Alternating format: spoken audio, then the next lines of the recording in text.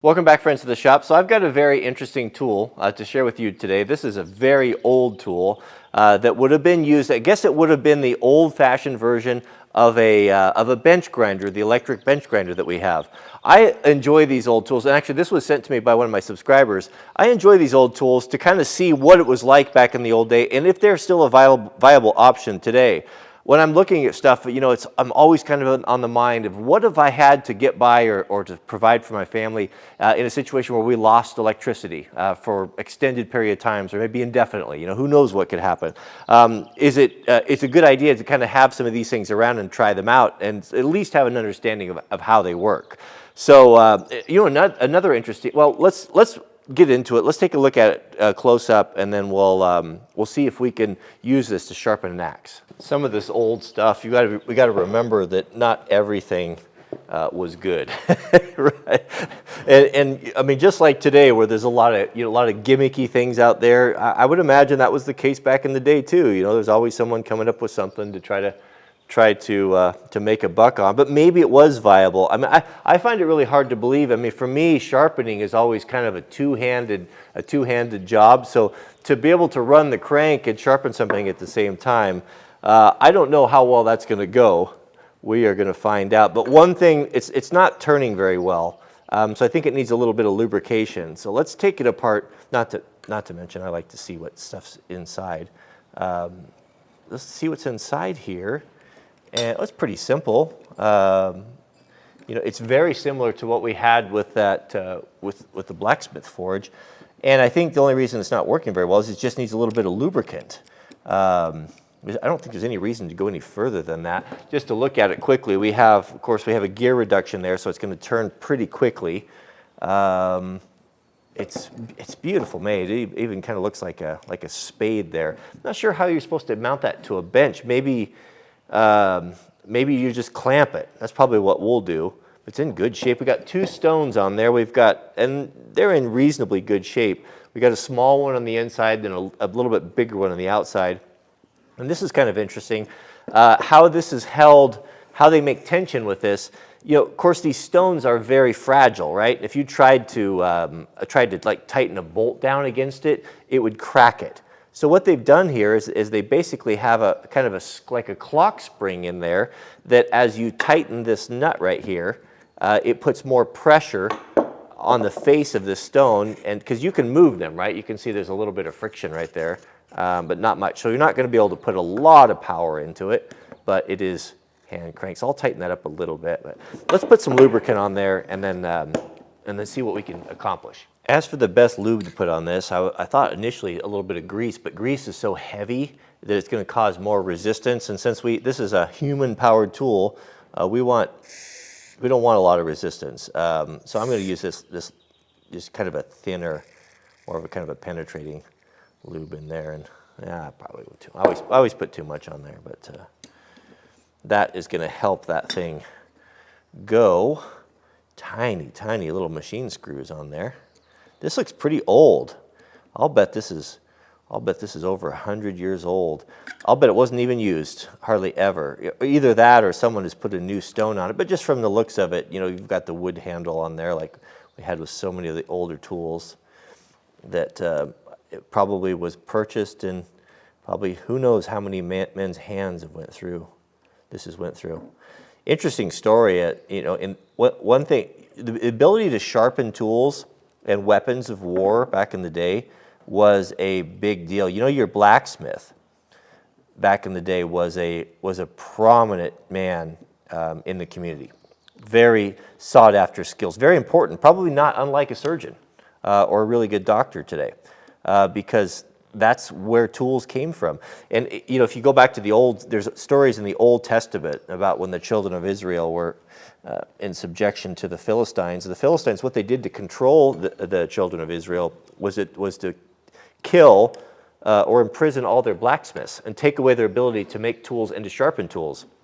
And the Jews would have to come in and stand in line to the Philistine blacksmiths to have their garden implements, their hoes and the things that they used sharpened, because the Philistines didn't want them to have that ability, in preventing them from arming themselves. So here Oh yeah, way, way better. It was really gunked up and tight. Now it's going by itself. Yeah, that's a big difference. I think we chose the right oil. You know, in hindsight, I wouldn't have had to take that cover off. We could just stuck that in there, right? Right? More is better with everything, except for salt. Now we're cooking. All right, let's mount it up. I've been kind of debating back and forth the best way to orient this tool. We'll just mount it with a small C-clamp. Just a little pro tip here, when you're building your benches, your workbench, you want to have a metal workbench if you're working like mechanical stuff or welding on it. Always hang that over about at least a 3/4 to an inch. That way you can clamp things on. Really handy for when you're fabricating. But my debate is, does a guy want to mount it, do you want to turn it with your left hand and then try to sharpen with your right? Or do you want to turn it with your right and sharpen with your left? For me, being right-handed, I think probably turn with the left, because I'm a little bit more dexterous with my right hand. So we'll just clamp this on here. It's not, you know, this is not like a big heavy duty tool, so we don't, you know, we're not going to be able to put a tremendous amount of pressure on it. I think that clamp will work pretty good, so yeah, I gotta be careful not pinch my finger in there. It's pretty, be nicer if that had been a little bit taller. You can't get your hand on there without hitting the clamp. I guess, how about we do this? Now we're thinking, let's put the clamp on the other side, and then we're not gonna smash my fingers. This is a bit of a hokey design because it's got the rivets down there, and so it teeter-totters back and forth. Seems a little odd to me. I wonder if, I'll bet someone added that. Probably originally, maybe it just originally came with that base there and you'd screw it down. That makes more sense, because this just doesn't make any sense at all. I mean, you'd have to kind of shim it up, because you don't want it crooked. I mean, if you're going to be sharpening, you need to have everything kind of true and square as possible. Give yourself every advantage. So I'll just shim it with that screwdriver, and then we'll hopefully that'll hold it down tight enough there. Okay, there may be a little bit of a learning curve here. I wonder what this was originally used for. I would, maybe something like this, because it works both ways. So of course we're going to want to probably have it coming towards us. I don't really need to dress the blade. You can dress the blade, meaning there's a, I should show you someday how to even up grinding stones. It's simple to do. We have a bearing, a shaft rotating on that bearing right there. A little bit of lubricant there is going to help. Speaking of, if you want a really great lubricant, just a general purpose, just to have in the shop for penetrating, is all around. This is this MPL here from Maxima. It is the best. Get yourself a can of that stuff. It'll last a long time, and it's so much better than WD-40 on about 1,000 different levels. So here's the problem. So we can grind from this side here, but when we come to this side, is the handle going to get in? The handle's going to get in the way, so we might have to. Well, let's just do it. Let's just see what happens. So this is Jack's hatchet here. It's got a little. You can see there we've got some nicks in it. Let me bring you up close. We'll see a before and after. By harnessing the power of the electron microscope, it's not an easy thing to hold the subject still by hand with an electron microscope there, but you can see it's beat up, chipped up right there. So that's the before, and then we'll check the after. Okay, I guess we'll start with this side right here. So I'm going to come. This is really tricky with one hand.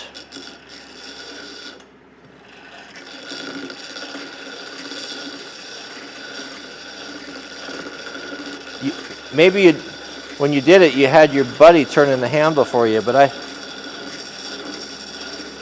don't know. It's not fast. It feels very awkward. Why you would take this over a file and a stone, just a hand stone, I have no idea. I do not see. Do I see any advantages? Well, I guess the more I do it, it's getting a little bit better. Let's take a look at our progress here. So, yeah, I mean, it is working. It's very much like a bench grinder, but it's hard to operate by yourself. Slow. We have a wire going on there. How do we do the other side? I guess, let's see, how am I going to do that without the handle getting in the way? So before we were sharpening the stone towards us, and we need to, I guess, turn it the other way? Yeah, that probably makes sense.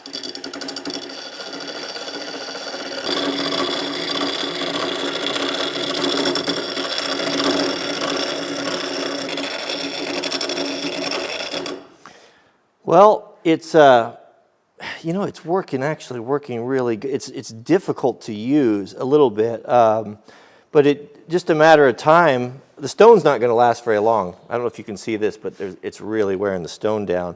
And the fact that it's not round is a problem. And maybe it's the wrong stone. Because it's not centering on this because the mandrel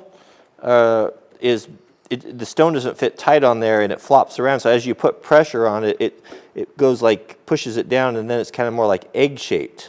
Maybe I'm putting too much pressure on it. I don't know. Maybe it's the wrong stone. But well, let's finish up here and then we'll take a close look at it. So I did, in just a couple of minutes, I've got all those chips out of there. And if you were trying to do that with a hand stone, that would take an age, right? You'd have to hit it with a file. And this in, I don't know, maybe 2 minutes. It was probably 2 minutes on that. I do have a decent grind, although it's not super fun to use. I guess to finish it up, I'd probably go backwards with the stone. So if I could maybe just bring those points together. You see how it's hard to use because it's not round? So here you should be able to see yeah, there you go. So yeah, we did get the chips out. It's tough to use, but of course, being the first time, it could get better. Let's see the other side here. But you have an axe or a tool that had that had chips in it. It's a respectable grind. It's not bad. If it wasn't oblong, it wasn't flopping about like that, it would actually be a whole lot better. It's better than I thought it would be for a rough edge, putting an edge on a shovel or a hoe. Don't know I'd put my skinning knife on there, but it does put a serviceable edge on there. It's actually better than I was expecting. Okay, so what did we learn here? Oh, actually, I just learned something right there. So look at that, right? Can you see that? Well, maybe not. There's a little hole right there. I'll bet that's where you're supposed to oil it. If we were to yeah, sure enough, that's what it is. You can put your straw right in there. This would have been before aerosol cans, but I bet that's how you lubricated it. Huh, interesting. So the question is would this be a viable option for an off-grid deal? I don't know. Would I trade it for a regular sharpening stone? No, it's not going to last very long, first thing, because you can't lubricate it. Definitely not designed for that. The old wet stones, the old wheel stones like we used to use, had the water drip on it, and so it would last a lot longer. When you don't have that water on there, I've got a whole bunch of dust all over the shop there. It's not going to last very long. Yeah, I don't know. Not for fine work, definitely not for chisels and things like that, but maybe sharpening small shovels. It's kind of rinky-dink. Maybe this was like the Ryobi or the Black & Decker of its day, kind of for the homeowner or the home craft. I don't know. I really don't know. It works, but give me a file and a whetstone or a hand stone, a Lansky puck or anything any day over this. It's just not suitable for big tools, and it's kind of hard to do work around. But I guess if you had it on your workbench, mounted on your workbench, and you were just, then again, I just don't know. Yeah, I'm starting to see more and more when I look at it. Look at this, it's kind of cool. So there's holes all over on all those bearing, where all those shafts would be, to put a drip of oil in there, right there. And yeah, well, you get the idea. Interesting, no doubt, usable. You be the judge of it, but kind of fun to play with. That's about it. Thanks for watching. We'll see you guys on the next video.